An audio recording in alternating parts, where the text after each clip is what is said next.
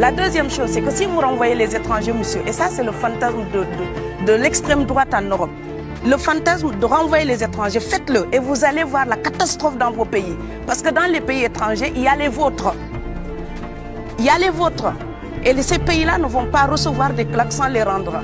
Donc renvoyez les étrangers d'ici, vous allez voir les catastrophes que vous allez générer dans votre propre pays. L'Afrique n'est pas pauvre, on l'appauvrit. L'Afrique ne manque pas de ressources, l'Afrique est pleine de ressources. Mais si vous allez, l'uranium pour le Niger, c'est pour Areva.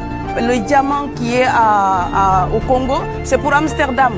Les Européens, parce qu'ils ont la force de frappe de l'argent, quand ils arrivent, ils imposent les règles en Afrique. Et comme il y a toujours quelqu'un qui est affamé, qui est pressé de s'en sortir, eh bien, il vend son âme au diable pour continuer à exploiter son peuple au lieu d'aider pour l'intérêt général. Je pense que l'Afrique et l'Europe, par exemple, sont là comme des enfants qui se regardent à travers un miroir déformant.